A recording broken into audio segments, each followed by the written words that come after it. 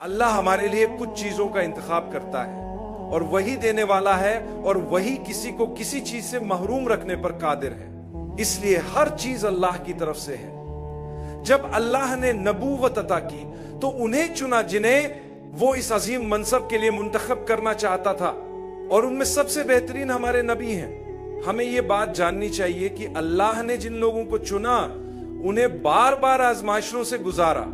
اگر آپ یہ سمجھتے ہیں کہ آپ کی زندگی میں مسائل، مشکلات، مصیبتیں یا آزمائشیں ہیں، تو آپ کو ان لوگوں کی زندگیوں کو دیکھنا چاہیے جنہیں اللہ نے ہم سے بلند مقام پر رکھا، یعنی انبیاء علیہ السلام۔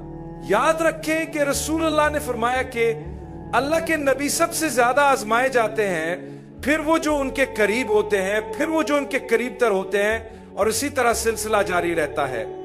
اگر آپ زندگی میں بہت سی مشکلات کا سامنا کر رہے ہیں لیکن آپ مومن ہیں تو یقین جانیے یہ ایک اچھی علامت ہے۔ جب اللہ اپنے بندے سے محبت کرتا ہے تو اسے آزمائش میں ڈالتا ہے۔ یہ آزمائش آپ کو اللہ کے قریب کرنے کے لیے ہوتی ہے، آپ کے دل کو نرم کرنے کے لیے اور آپ کو بہتر انسان بنانے کے لیے ہوتی ہے۔ اس کا مقصد یہ ہے کہ آپ اپنی ذمہ داریوں کے بارے میں زیادہ محتاط ہو جائیں، گناہوں سے بچنے کی کوشش کریں، اور جب بھی کہیں غلطی ہو جائے اللہ سے معافی مانگیں اور اللہ کی رحمت پر امید رکھیں۔ حضرت زکریا کی کوئی اولاد نہیں تھی اور وہ اولاد کی خواہش رکھتے تھے۔ ان کی عمر کافی زیادہ ہو چکی تھی، مگر پھر بھی انہوں نے دعا کی۔ اکثر ہم میں سے بہت سے لوگ جب شادی کے بعد اولاد نہیں ہوتی تو مایوس ہو جاتے ہیں۔ وقت گزرنے کے ساتھ انہیں یہ خیال آنے لگتا ہے کہ شاید اللہ ہم سے ناراض ہے، میں دعا کر رہا ہوں لیکن اللہ میری دعا قبول نہیں کر رہا۔ ایسے خیالات مومن کے دل میں نہیں آنے چاہیے۔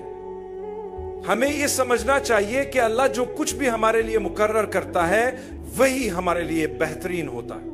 اولاد کے لیے دعا کرنا غلط نہیں ہے، لیکن سوچئے اگر اللہ ہمیں ایسی اولاد دے جو نافرمان ہو، ایسی اولاد جو زندگی میں ہمارے لیے شرمندگی اور مصیبت کا سبب بنے، ایسی اولاد جو دین سے دور ہو اور والدین سے جھگڑا کرے، تو اللہ بہتر جانتے ہیں کہ ہمارے لیے کیا بہتر ہے اور کب بہتر ہے۔ حضرت زکریا نے دعا کی اور اللہ نے معجزہ کرتے ہوئے ان کی دعا قبول کی، حالانکہ بظاہر حالات ناممکن لگ رہے تھے۔ اگر اللہ حضرت زکریا کے لیے معجزہ کر سکتا ہے تو ہمارے لیے بھی کر سکتا ہے۔ میں نے ایسے لوگوں کو دیکھا ہے جن کے 8، 10، 14، حتیٰ کہ 20 سال بعد اولاد ہوئی۔ یہ سب اللہ کے فیصلے ہیں۔ اللہ کی رحمت سے مایوس نہ ہو۔ حضرت زکریا نے دعا کی، یا اللہ مجھے نیک و صالح اولاد عطا فرما۔ اللہ نے انہیں نیک اولاد عطا کی۔ میں ایک اور اہم پہلو پر بات کرنا چاہتا ہوں جو حضرت مریم کی کہانی سے جڑا ہوا ہے۔ جب انہیں حضرت عیسیٰ کی ولادت کی خبر ملی تو وہ پریشان ہو گئیں کہ لوگوں کو کیا جواب دیں گی۔ یہ بہت بڑا مسئلہ تھا، معمولی بات نہیں تھی۔ میرے بھائیوں اور بہنوں، انہوں نے کیا کیا؟ انہوں نے اللہ سے رہنمائی مانگی۔ اللہ نے ان سے فرمایا کہ خاموش رہو، صبر کرو اور ثابت قدم رہو، ہم تمہاری مشکل آسان کر دیں گے۔ لوگوں نے